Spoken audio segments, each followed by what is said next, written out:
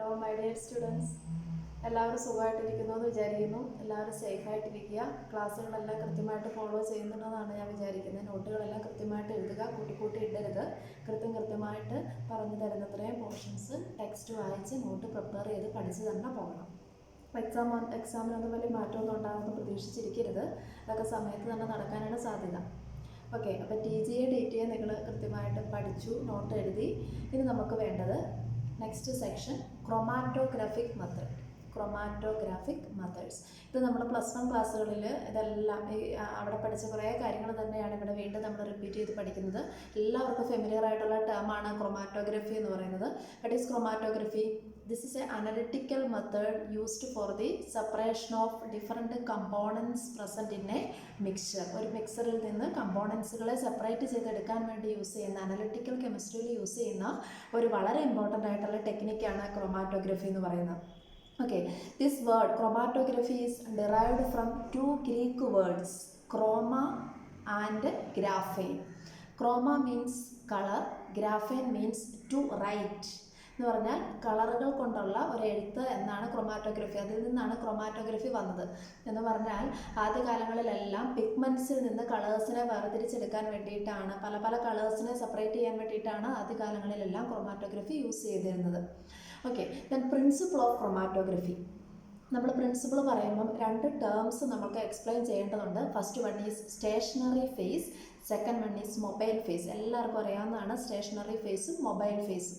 Stationery phase means fixed phase, move ചെയ്യുന്നില്ല. ആ വേർഡിൽ തന്നെ അത് ക്ലിയർ ആണ്. മൂവ് ചെയ്യാതിരിക്കുന്ന phase. That may be a column of adsorbent. അഡ്സോർബെൻറ്റും നിങ്ങൾ സർഫസ് കെമിസ്ട്രിയിൽ പഠിച്ചേക്കുന്നതാണ്. എ കോളം ഓഫ് അഡ്സോർബെൻറ്റ്, പിന്നെ എ പേപ്പർ ആകാം. ഇങ്ങനെ എന്തെങ്കിലും ഫിക്സഡ് ആയിട്ടുള്ളൊരു ഫേസിനെയാണ് നമ്മൾ സ്റ്റേഷനറി ഫേസ് എന്ന് പറയുന്നത്.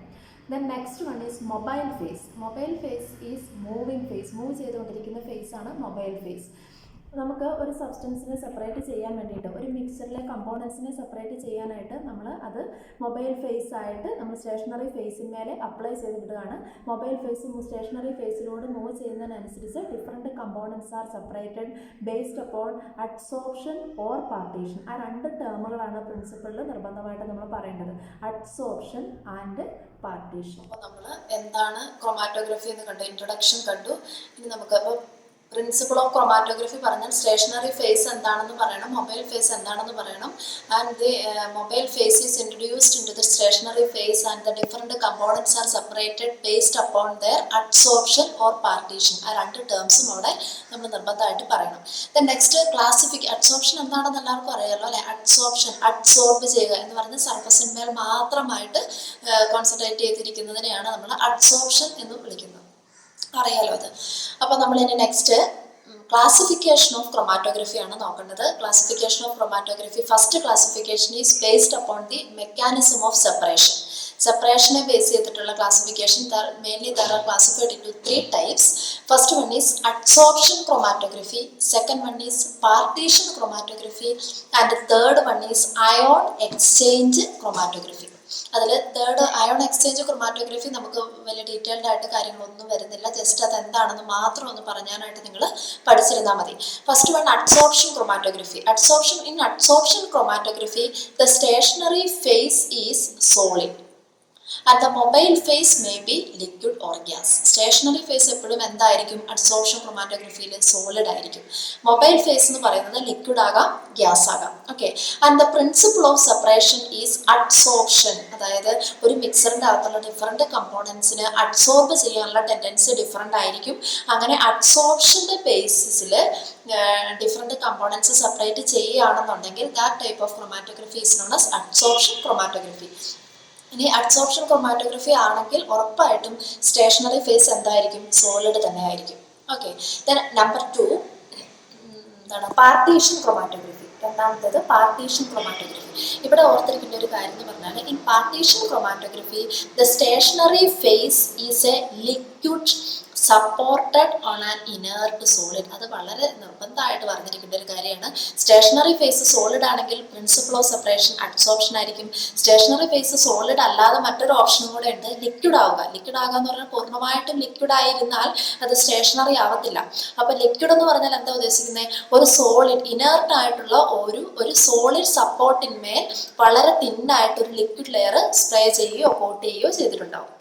ഓക്കെ, അപ്പോൾ അങ്ങനെയുള്ള കേസിൽ if the stationary phase is liquid supported on an inert solid, the principle of separation is partition and that type of chromatography is known as partition chromatography. രണ്ടെണ്ണമാണ് വളരെ important ആയിട്ട് അറിഞ്ഞിരിക്കുന്നത്. Classification of chromatography ആണ് പറഞ്ഞുകൊണ്ടിരുന്നത്. Adsorption chromatography എന്താണെന്ന് കണ്ടു, partition chromatography എന്താണെന്ന് കണ്ടു. ഈ രണ്ടുമാണ് നമുക്ക് ഇമ്പോർട്ടൻ്റ് ആയിട്ടുള്ളത്. ഇത് പേരിന് നമുക്ക് മൂന്നാമത് വേണമെങ്കിൽ ഒന്നുകൂടി പറയാം, that is ion exchange chromatography. In ion exchange chromatography, the stationary phase is an ion exchanger എന്ന് മാത്രം നിങ്ങൾ അറിഞ്ഞിരിക്കുക. അയോൺ എക്സ്ചേഞ്ച് പ്രിൻസിപ്പിളിനെ ബേസ് ചെയ്തിട്ടായിരിക്കും ഇവിടെ സെപ്പറേഷൻ നടക്കുക എന്ന് ഓർത്തിരിക്കുക. നമ്മൾ പണ്ട് ഇലക്ട്രോ കെമിസ്ട്രി പഠിച്ചപ്പം glass electrode, ion selective electrode എന്നൊക്കെ പറഞ്ഞ് പഠിച്ചിരുന്നു. അതുപോലെ അതൊരു ഡിഫറൻ്റ് ആയിട്ട് വരുന്നൊരു സംഗതിയാണ് അഡ്സോർപ്ഷൻ ക്രൊമാറ്റോഗ്രഫി, പാർട്ടീഷൻ ക്രൊമാറ്റോഗ്രഫി. അത് രണ്ടുമാണ് നമുക്ക് ഇമ്പോർട്ടൻ്റ് ആയിട്ടുള്ളത്. ഓക്കെ, പിന്നെ അപ്പോൾ നമ്മൾ first classification based upon the mechanism of separation ആണ് ഈ മൂന്നെണ്ണം പറഞ്ഞത്. അതൊക്കെ adsorption chromatography, partition chromatography and ion exchange chromatography. ഇനി next based upon the mobile phase. Mobile ഫേസിനെ ബേസ് ചെയ്തിട്ട് എങ്ങനെയാണ് ക്ലാസിഫൈ ചെയ്യുന്നത് എന്നുള്ളതാണ്. First one is liquid chromatography, second one is gas chromatography. അത് രണ്ടും പേരിൽ നിന്ന് നിങ്ങൾക്ക് ക്ലിയർ ആണ്. If the mobile phase is liquid, that chromatography is known as liquid chromatography. If the mobile phase is gas, that chromatography is known as gas chromatography. അതായത് mobile phase liquid ആകാനോ gas ആകാനുള്ള സാധ്യത ഉണ്ടാവുമല്ലോ. Stationary phase solid ആകാം, അല്ലെങ്കിൽ liquid supported on an inert solid ആകാം. Mobile phase liquid ആകാം, gas ആകാം. If the mobile phase is liquid, that chromatography is known as liquid chromatography. If the mobile phase is gas, that chromatography is known as gas chromatography. അപ്പോൾ ഇത്രയുമാണ് എന്താണ് chromatography എന്ന് കണ്ടു, principle of chromatography, stationary phase എന്താണെന്ന് കണ്ടു, mobile phase എന്താണെന്ന് കണ്ടു. ഇനി ക്ലാസിഫൈ ചെയ്യുമ്പോൾ അഡ്സോർപ്ഷൻ ക്രൊമാറ്റോഗ്രഫി ഉണ്ട്, പാർട്ടീഷൻ ക്രൊമാറ്റോഗ്രഫി ഉണ്ട്, അയോൺ എക്സ്ചേഞ്ച് ക്രൊമാറ്റോഗ്രഫി ഉണ്ട്. പിന്നെ മൊബൈൽ ഫേസിനെ ബേസ് ചെയ്തുകൊണ്ടാണെങ്കിൽ ലിക്വിഡ് ക്രൊമാറ്റോഗ്രഫിയും ഉണ്ട്, ഗ്യാസ് ക്രൊമാറ്റോഗ്രഫിയും ഉണ്ട്. ഇത്രയുമാണ് നമുക്ക് ക്ലാസിഫിക്കേഷനിൽ വരിക. ക്രൊമാറ്റോഗ്രഫിയുടെ ഇൻട്രൊഡക്ഷൻ എന്നുള്ള രീതിയിൽ നമ്മൾ ഇത്രയുമാണ് പഠിക്കേണ്ടത്. ഇനി ചില പ്രത്യേക ക്രൊമാറ്റോഗ്രഫി ടെക്നിക്കുകൾ നമുക്ക് എടുത്തെടുത്ത് പഠിക്കാനുണ്ട്. അതിന് നമുക്ക് ആദ്യം വേണ്ടത് കോളം ക്രൊമാറ്റോഗ്രഫി, പിന്നെ വേണ്ടത് തിൻ ലെയർ ക്രൊമാറ്റോഗ്രഫി, അതിനുശേഷം നമുക്ക് ഗ്യാസ് ക്രൊമാറ്റോഗ്രഫി പഠിക്കാനുണ്ട്. പിന്നെ ഒരു liquid chromatography, high performance liquid chromatography എന്ന് പറയും, അത് നമുക്ക് പഠിക്കാനുണ്ട്. അപ്പോൾ ഈ 4 ക്രൊമാറ്റോഗ്രഫി ടെക്നിക്കുകൾ നമുക്ക് പ്രത്യേകമായിട്ട് എടുത്ത് 4 വളരെ ഇമ്പോർട്ടൻ്റ് ആണ്. അതാണ് നമുക്കിനി അടുത്ത സെക്ഷനിൽ കാണേണ്ടത്. ഓക്കെ, ക്രൊമാറ്റോഗ്രഫിയുടെ പ്രിൻസിപ്പിൾ എന്താണ്, ക്രൊമാറ്റോഗ്രഫി ഏതെല്ലാം ടൈപ്പ് ഉണ്ട്, ക്ലാസിഫിക്കേഷൻ ഇതെല്ലാം കണ്ടു. ഇനി നമുക്ക് പഠിക്കാനുള്ളത് കോളം ക്രൊമാറ്റോഗ്രഫിയാണ്. കോളം ക്രൊമാറ്റോഗ്രഫിയിൽ നമ്മുടെ വലിയ എസ് ആയിട്ടൊന്നും ചോദിക്കാറില്ല, എന്നാൽ ഷോർട്ട് ക്വസ്റ്റ്യനായിട്ട് ചോദിച്ചിട്ടുമുണ്ട്. കോളം ക്രൊമാറ്റോഗ്രഫിയിൽ ഫസ്റ്റ് നമുക്ക് ഇൻട്രൊഡക്ഷൻ എന്നുള്ള രീതിയിൽ ഇങ്ങനെ നിങ്ങൾ നോട്ട് ചെയ്ത് വെക്കുക.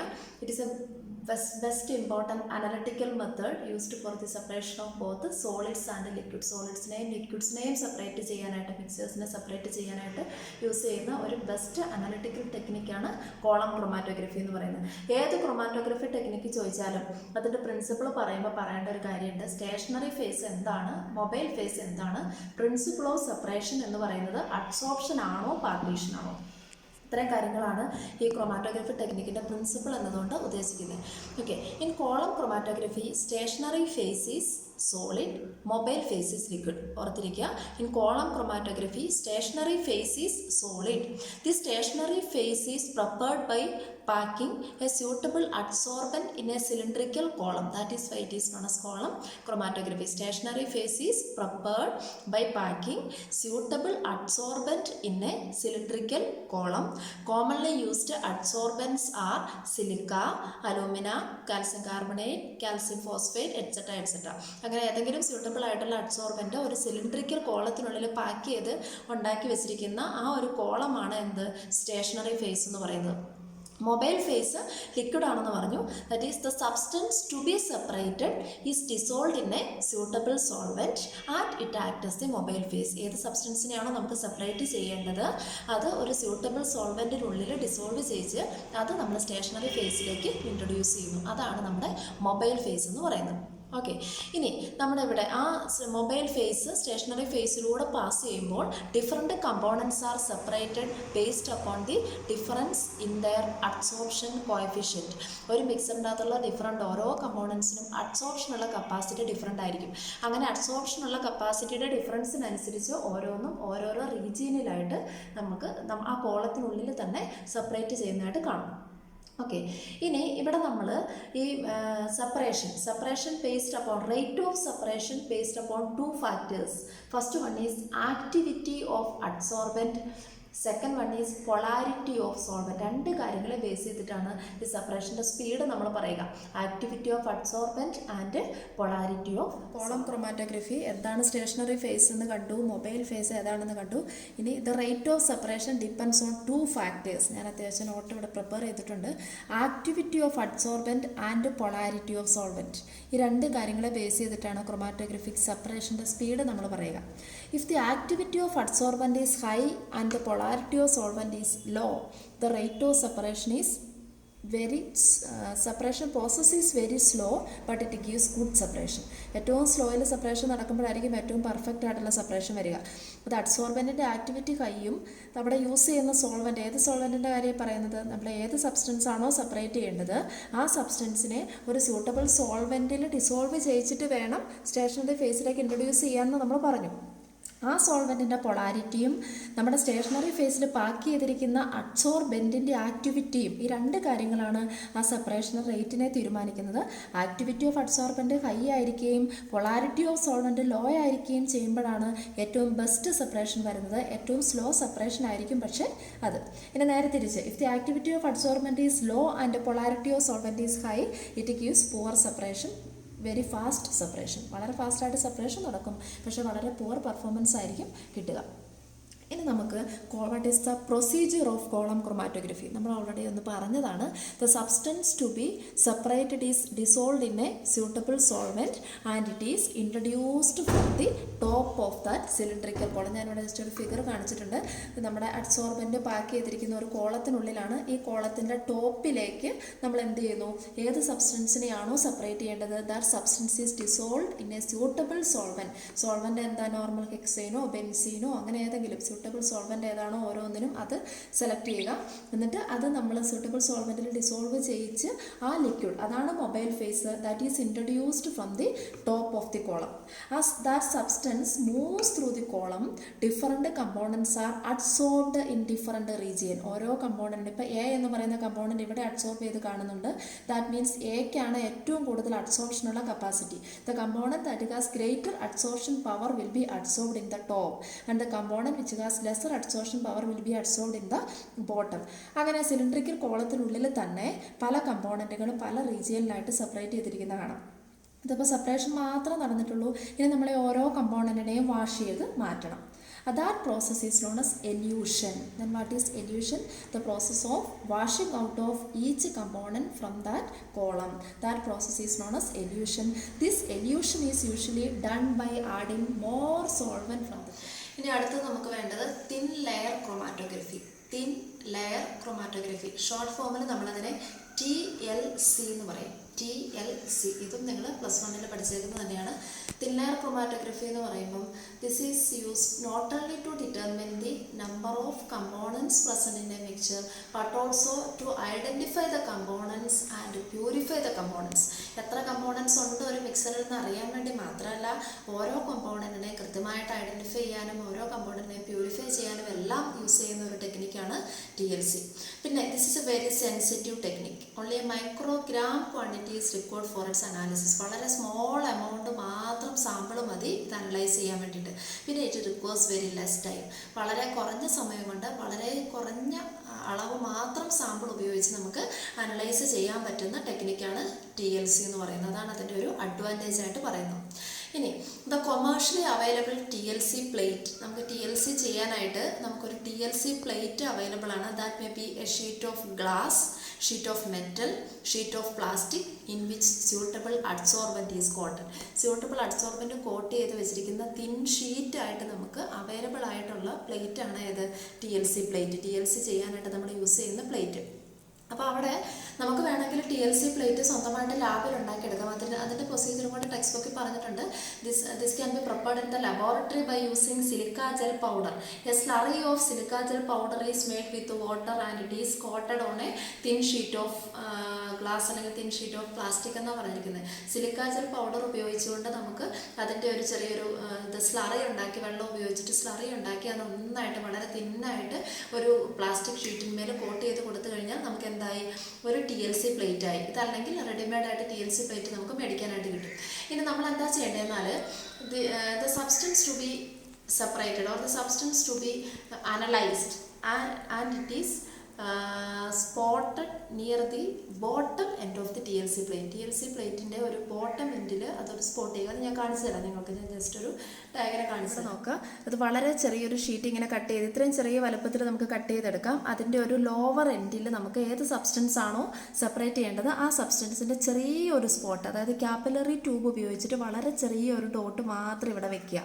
എന്നിട്ട് നമ്മളിതൊരു ഡെവലപ്പിംഗ് ചേംബർ എന്ന് പറയും, അടച്ചു വെച്ചിരിക്കുന്ന ഒരു ബീക്കർ ചെയ്താലും മതി. നമുക്ക് ബീക്കറിൽ ഇതിന് പറ്റിയ ഒരു സ്യൂട്ടബിൾ സോൾവെൻ്റ് എടുത്ത് ആ സോൾവെൻറ്റിനുള്ളിലേക്ക് ഈ ഷീറ്റ് ഡിപ്പ് ചെയ്ത് വെക്കുക. പക്ഷെ ശ്രദ്ധിക്കേണ്ട കാര്യം, സോൾവെൻറ്റിൻ്റെ മുകളിലായിരിക്കണം നമ്മുടെ ഈ സ്പോട്ട് എന്ന് പറയുന്നത്. അപ്പോൾ നമ്മൾ ഏത് സബ്സ്റ്റൻസ് ആണോ നമുക്ക് അനലൈസ് ചെയ്യേണ്ടത്, സെപ്പറേറ്റ് ചെയ്യേണ്ടത്, ആ സബ്സ്റ്റൻസിൻ്റെ ഒരു ചെറിയ സ്പോട്ട് ക്യാപ്പിലറി ട്യൂബ് ഉപയോഗിച്ചിട്ട് ലോവർ എൻഡിൽ സ്പോട്ട് ചെയ്യാൻ പറഞ്ഞിരുന്നു.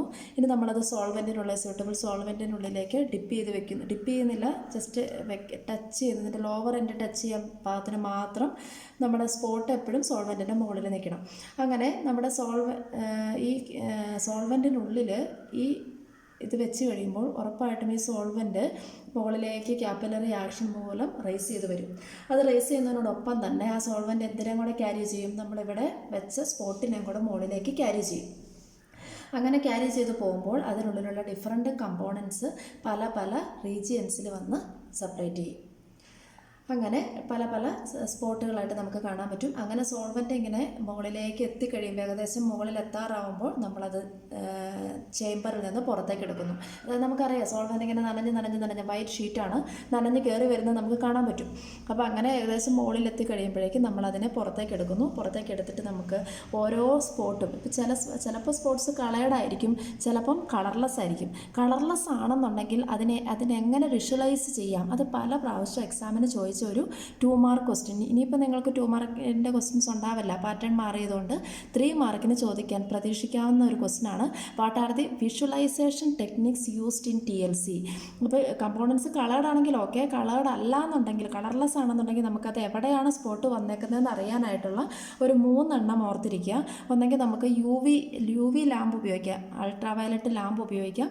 അല്ലെന്നുണ്ടെങ്കിൽ അയോഡിൻ വേപ്പർ യൂസ് ചെയ്യാം. അല്ലെന്നുണ്ടെങ്കിൽ ഞാനിതിവിടെ എവിടെയോ കാണിച്ചിട്ടുണ്ട് വിഷ്വലൈസേഷൻ ടെക്നിക്സ് എന്തൊക്കെയാണെന്നുള്ളത്. UV lamp, iodine vapour lamp, അല്ലെങ്കിൽ സ്പെസിഫിക് കളർ റിയേജൻസ്. ഇത് ഏതെങ്കിലുമൊക്കെ നമുക്ക് വിഷ്വലൈസേഷൻ ടെക്സ്റ്റ് ബുക്കിൽ 1, 2, 3 എന്ന് പറഞ്ഞിട്ട് നമ്പർ ഇട്ട് തന്നെ കിടപ്പുണ്ട്. ടെക്സ്റ്റ് ഉറപ്പായിട്ട് നിങ്ങൾ വായിക്കണം. അപ്പോൾ ഇതിൻ്റെ അകത്ത് ചോദിക്കാവുന്ന ഒരു സെപ്പറേറ്റ് ക്വസ്റ്റ്യൻ ആണ്. പിന്നെ ചോദിക്കാവുന്ന ഒരു കാര്യം, what is RF factor, retention factor എന്താണെന്ന്. ഈ കമ്പോണൻറ്റ് സെപ്പറേറ്റ് ചെയ്ത് കഴിഞ്ഞാൽ നമ്മളിവിടെ നോക്കുന്ന ഒരു സംഗതി എന്ന് പറഞ്ഞാൽ ഓരോ സ്പോട്ടിൻ്റെയും റീടെൻഷൻ ഫാക്ടർ നമ്മൾ കാൽക്കുലേറ്റ് ചെയ്യണം. വാട്ട് ഈസ് റീടെൻഷൻ ഫാക്ടർ എന്ന ക്വസ്റ്റ്യൻ എപ്പോഴും ചോദിക്കുന്നതാണ്. വാട്ട് ഈസ് റിട്ടൻഷൻ ഫാക്ടർ എന്ന് ചോദിച്ചാൽ this is used in TLC എന്നാണ് ആദ്യം പറയേണ്ട കാര്യം. Then retention factor or RF value is equal to distance travelled by the sample spot divided by distance travelled by the solvent front എന്ന് പറഞ്ഞാൽ ഇതിൻ്റെ RF value ആണ് കാണേണ്ടതെങ്കിൽ ഇവിടെ മുതൽ ഇവിടം വരെയുള്ള ലെങ്ത് മെഷർ ചെയ്യുക. That is distance travelled by the sample spot. Then distance travelled by the solvent front, എവിടെ വരെയാണോ നനഞ്ഞ് കയറി വന്നേക്കുന്നത് അതാണ് ഡിനോമിനേറ്ററിൽ വരേണ്ടത്. അപ്പോൾ ഇതിൻ്റെ ആണെങ്കിൽ ഇവിടം വരെയുള്ള ഡിസ്റ്റൻസ് ഡിവൈഡഡ് ബൈ ഇവിടെ വരെയുള്ള ഡിസ്റ്റൻസ്.